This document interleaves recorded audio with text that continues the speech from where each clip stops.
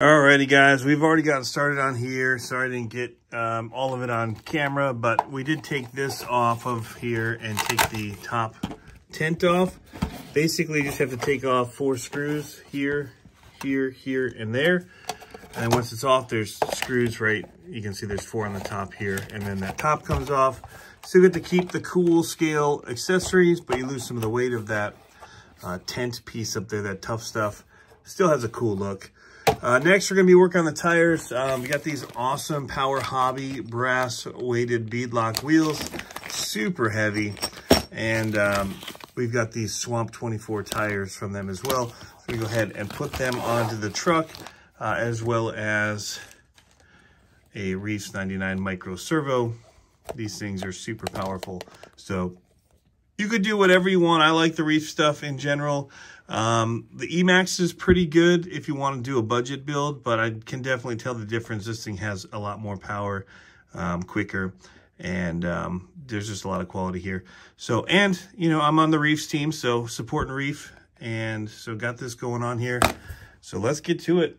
Oh, before we do that, I also installed these SCX24 brass diff covers. Those are my boys' ones. I've already got them on here, so we go ahead and do some of the rest of the stuff. So for anybody that may not have worked with beadlock wheels before, it's pretty simple. Basically, we're going to be taking out these screws that clamps these together and holds the wheel in place. This one uses a 1.5 millimeter wrench on these Powerhobby ones, and these are brass. So they've got some extra weight to them, which is nice. A couple things you'll need is this 1.5 millimeter Allen wrench, and a little bit of blue thread locker is helpful to make sure that these screws, when we do put them back in, will stay tight and not back out, and keep everything so that your tire will stay on the bead, and that's important down the road. So to avoid failures while you're out on the trail, this is the best way to do it. Although a lot of people get these to run at their house, so it may not be the end of the world. You have your stuff right there to work on it. All right, so got all of these out. Comes apart into 3 pieces, like so, and a bunch of screws. Go ahead and grab one of my tires. You do have to be careful if your tires are basically directional. So like these are gonna be directional tires based on the tread pattern. So it's going to drive this way based on the pattern. That's how I would run it, at least. So you just look at the groove here, and if it's like a mud truck or whatever, you'd run it, or monster truck, like so. So because of that, we got to make sure we do several of them. 2 of them this way and 2 the opposite way for the other side. Anyway, so we're going to slide this in here. And these are the Swamp tires again by Powerhobbies. And we're gonna just make sure we get this in here. Something I do sometimes too is I just kind of squeeze the foams, try and get that cell working in there for you. I like mine a little bit softer, so it just helps to break it down a little, get it moving and warming and crush some of those cells. And you can see that metal piece is now, it's not visible because it's tucked into the tire. And that's how we're going to get it to clamp these 2 pieces of metal to that inner piece of metal with the tire between them and seal that bead. So we'll line up the screw holes like so and press it in place once you get it lined up. Just a bit off still. Sometimes you do have to pull out the tires a little just to get it in there. Just kind of working it on there.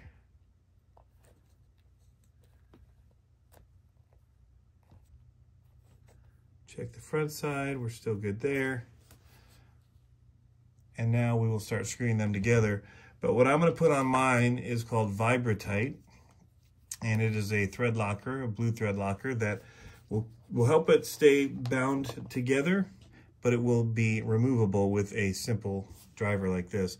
If you use a red thread locker, it really bonds together, and you have to use like heat to get it to loosen can be a big pain in the butt to work with. So most of what we do in the hobby, we use this blue thread lock for, or this is a similar thing in this Vibratite. So we're gonna do the same thing with all of them. Put a little dab of thread lock on, and I work across from each other to tighten it. Opposite sides.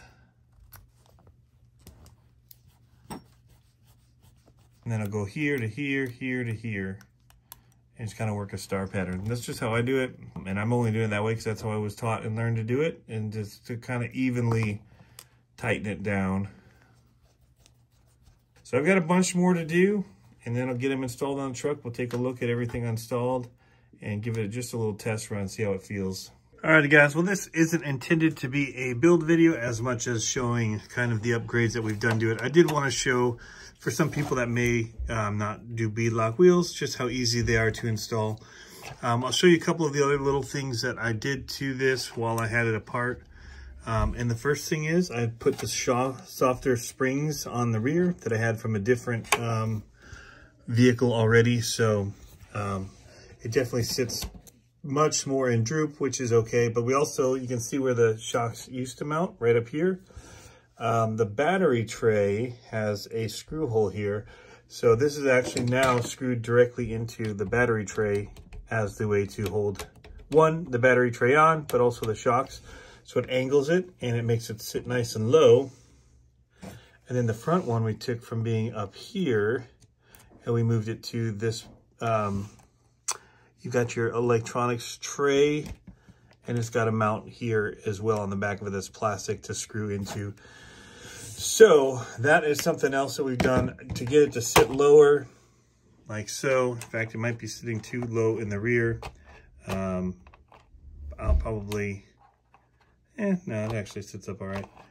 But basically what I want it to do is just be riding low, and then to be able to have that much room to flex up as I'm going over things. So definitely has a decent amount of flex now for stock shocks. And so this is something I've done on my other stock ones before, is just, it was a free, easy change that you could do to modify these. Again, I just didn't want the stiffness in the rear. It does kind of ride back down, which is kind of interesting. I think it's a little bit that one of my shocks is sticking, so I just need to work on that a little bit. But yeah, overall, I think I like this look better low. Tires are looking good on here. And yes, I did put a Torque Beast in here. So we're running that Torque Beast motor. I had a bigger pinion on. I think I had a 14 tooth, but I went back down because I lost some of that smoothness that I really liked about this new system in here. So we'll give it a quick little look on the trail over here, the little scale trail I have, and just see how it performs. But I think I'm gonna like it. All right, if I'm completely honest, guys, one of the things I don't like about this is it's really hard to one-handed drive with this new radio. As good as the new radio is. You can hear I've got some metal gears in here as well. In the transmission, we've got the mission, so it's a lot louder. I took this transmission and the Torque Beast motor out of another car to just drop it in real quick. And I forgot that it had metal gears in it.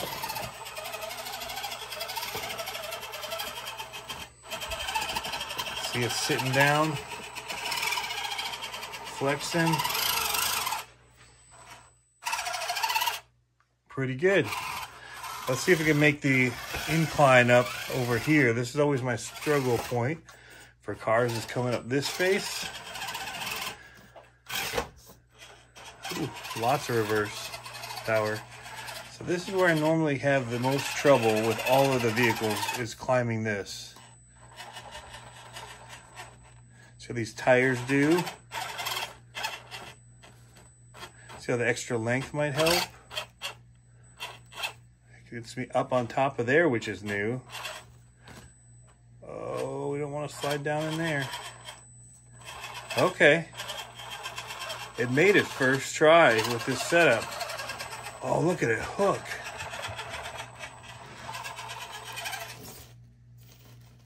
Wow.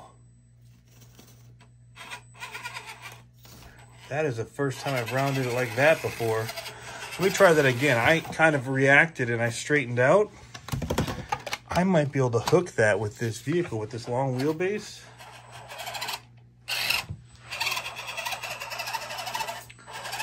Ride that wall. Main thing is that back tire not slipping in here, which they normally do. These tires have some good grip on them. Uh-oh, we're running out of battery. Look at the lights flash. We're out. I should point out I haven't moved this car. We're putting the new battery in, but I always put the battery in now upside down so the battery lead is on the side where it's going to go to, because it's a really long run. And I had to cut my battery tray in order to get this motor in there. So I'm sliding the battery back a little bit. So that's why the battery used to sit up here more. It's a little easier run, but now that I've got it tucked just off the motor, it's a little further. All right, we're right where we were. I didn't turn it on. We're gonna see if we can make this corner. Oh, and the tire's slipping. I might have slid it a little.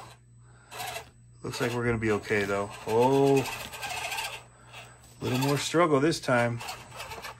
But look at that hook. If I can get this to turn all the way around, that would be amazing. Oh, it's doing it. Oh, that was awesome. Let's see if we can replicate it. But you can see how it's flexing and it's dropping out. So it's basically like in a droop. See that back end? Just being able to flex out like that. That's why we did that shock movement. Just get that extra little bit of room. No cost, stock shocks, flexing a lot better than they do out of the box. All right, I'm gonna turn this back around. We'll watch some of the flexing as it comes. There's a nice little drop out. Whoop, where am I going? Come back to me. So we're gonna start working this way. This will give a nice flex. That's a pretty good, right there. That's a good shot of flex. Definitely something I would look at doing. Try it, see if you like it. It may not be for everybody. I definitely like it.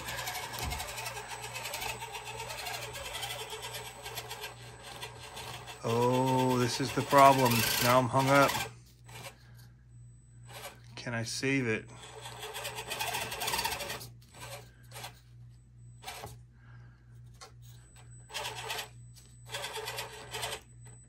Oh boy. Dig in.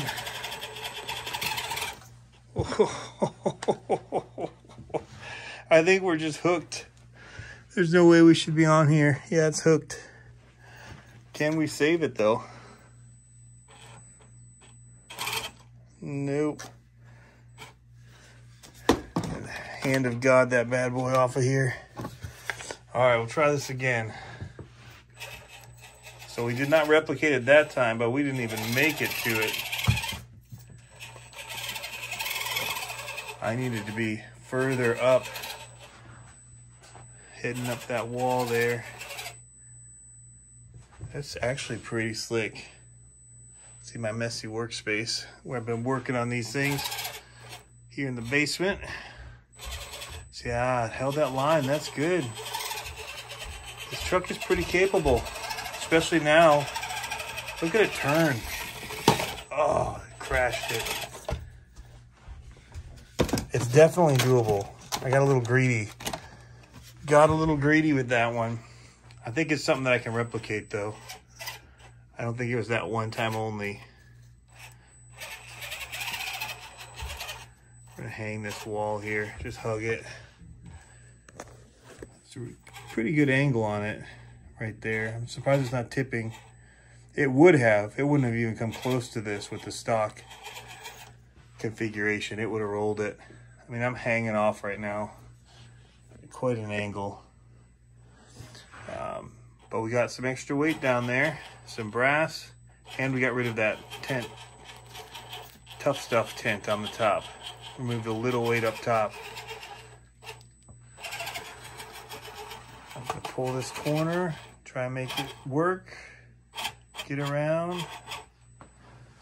Can it hook any more than that? I needed that back end to not grab. I didn't make it. Maybe I can walk it though. Ooh, that rock's gonna be trouble.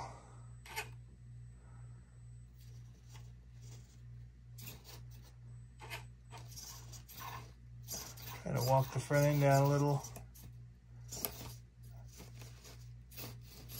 There it goes.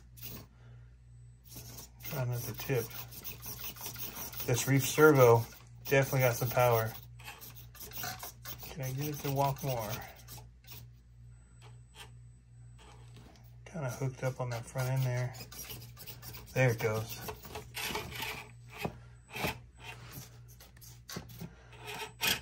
Oh, gotta force a reverse to that tree.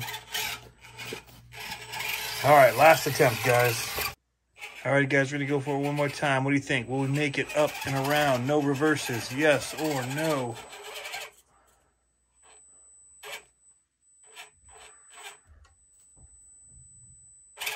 Leave a comment down below. Am I going to make it around this and back down? No reverses. Ooh, it's standing up.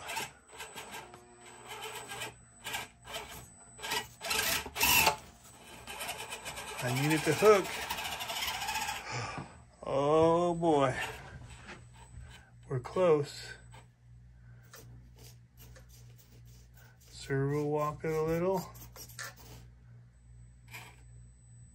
I feel like I almost should just gun it. Oh, we might have got a little luck there. Oh no, the back end slid more. Just take out the tree, power it out. I'm gonna call that good. We made it. Clipped a tree, but we made it down the hill, up and down, even if we'd have had to pull a reverse there, which we didn't. Super impressive how this thing is handling though with that weight down low. First of all, getting past this part, which has always been the tricky part, because they want to slide off there, and then there's no getting up. No matter what car you got, you're hooked. All right, you guys can consider me impressed with this thing, with the few upgrades that we've done to it. I think the biggest one being the wheels, adding that extra weight with the wheels. I think the shocks did help a little. You get some help and some hurt from it. So going uphill, taking putting the softer springs on the rear does make it maybe want to wheel up some like this. There's no pushback. But overall, yeah, you can see it unloading the front and pushing down the rear. It seems to sit down pretty good most of the time because of the other weight. So I'm liking where it's sitting right now, and I'd be curious how it would work if we put the top back on it, but it's definitely doing good without it. So again, Torque Beast giving it that extra bit of power. The radio, the one gripe that I do have is it's very hard to one-handed drive it, which I do with these things all the time. It is at the very end, so you'd want to maybe add a little adapter to that to help make it easier to reach. But the brass here, you saw me using the servo speed and power to walk it a little bit. That's something we have to do in the competitions. Very impressed with it coming up this climb, and I think it's very capable truck, even if you didn't do some of the upgrades that I did, like the motor. I would definitely, the thing that I tell people all the time is wheels and servo. Those are the first things that I'd upgrade on any of these. Get a beadlock wheel, a little bit better tire, and the servo, and you can do a lot with that. These cost a little bit more than a lot of the other wheels, but you're not buying all the extra brass pieces later on to make your wheels have more weight. You have less options and styles this way than, you know, maybe doing brass add-ons separately, like inserts and all that. But yeah, I think they're a very decent wheel from Powerhobby. And the tires actually, I thought were doing pretty good hooking up, especially coming through here, keeping it from sliding off most of the time. And yeah, I did this a bunch of times. Two-handed, I actually was able to get it to do this corner a couple more times, but I'm not filming when I'm doing it two-handed. That was me just playing around and testing. So I knew that it was doable. I was just having a hard time replicating it one-handed while driving. So I like the feel of the radio in the hand. If I could get just a little, they make those things that strap on here 3D printed, I'd be good to go. Anyway, guys, that is it. I'm really impressed with this little Gladiator. Definitely with a few modifications. Even if you don't do some of them, if you just did the shocks and remove this, you'd be probably better off in a lot of ways. But yeah, really liking it. The Reef servo, torque beast motor, brass wheels, brass here on the axles. Definitely, I can feel it when I pick it up. There's some heft to it now, and it's definitely doing good. This is the SCX24 Gladiator, new from Axial, with a few cool upgrades. Hope you guys are having fun RCing. We'll catch you next time.